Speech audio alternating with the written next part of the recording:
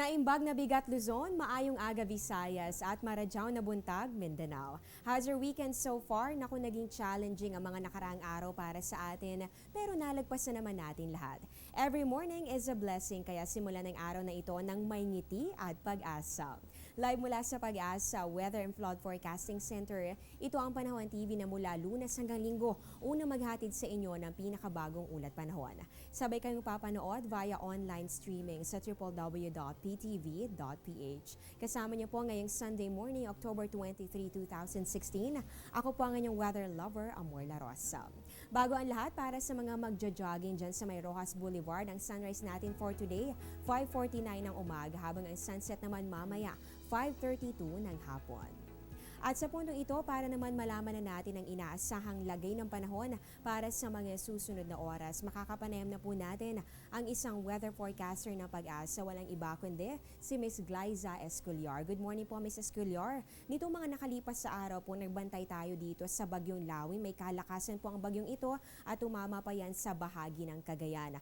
At ngayon po, tinatawag na natin ito sa kanyang international name na Haima. Ano na po bang update natin dito at anong bansa na ba ang naapektuhan nito sa ngayon? Magandang umaga sa iyo, Amor, at sa lahat ng nanonood ng Panahon TV. Ang bagyong Haima sa ngayon ay nasa China na at dahil ito po ay ganap ng low pressure area na lamang, ay wala na po itong bansang tutumbukin. Ngunit ito po ay nanalasa after sa Pilipinas ay dito po sa may Hong Kong at Guangdong province sa China. And after that ay tuluyan na po itong humina bilang isang low pressure area. Ayan, itong binantayan natin na Bagyong Lawi na tinatawag nga natin sa kanyang international name na Haima ay isa na lamang ngayon low pressure area at sa ngayon ay wala na po yan talagang kahit na ano pang epekto dito sa anumang bahagi ng ating bansa. And Ms. Esculiar, ano po bang inaasahan nating weather condition naman for today base po dito sa inyong 5 a.m. weather forecast? Para naman po sa ating mga kababayan ngayong araw, magandang balita at dahil po buong bansa ay makakaranas ng maaliwanas na kalangitan maliban po sa mga pulupulong pagkidlat at pagkulog sa hapon o gabi, kaya pwede na po tayong maglaba o kaya magsampay o kaya pwede na po tayo ng mga outdoor activities ngayong weekends.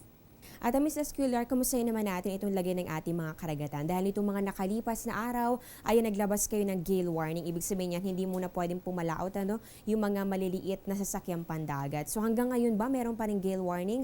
Ano bang inaasahan nating sea condition for today?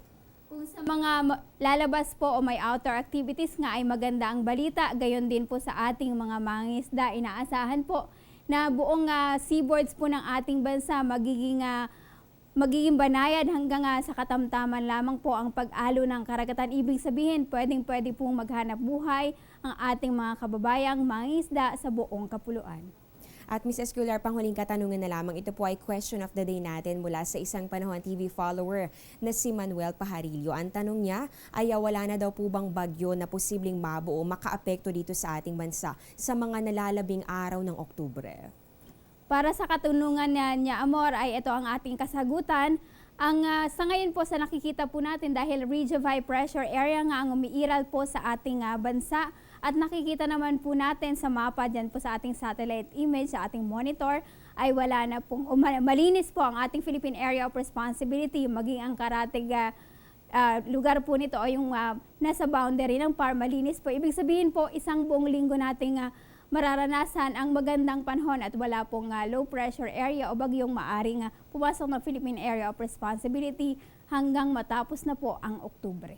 Ayun, magandang balita yan para sa ating lahat na wala namang nagbabadya sa ngayon na weather disturbance. So anumang sama ng panahon na posibleng makaapekto ulit sa ating bansa. At tulad na nabanggit mo, Ms. Esculiar, ay naasahan naman natin na magandang panahon sa buong linggo. Pero syempre para po sa aming viewers, maaari po kayong mag-update pa rin sa pamamagitan po yan ng pagtingin sa aming social media accounts. At kagaya po ni Manuel, ay pwede rin kayong magpadala ng inyong mga weather-related questions. Maraming salamat po, Ms. Esculiar, sa binahaging impormasyon tungkol sa lagay ng ating panahon. At yan po, nakapanayan po natin ang isang weather forecaster ng Pag-asa.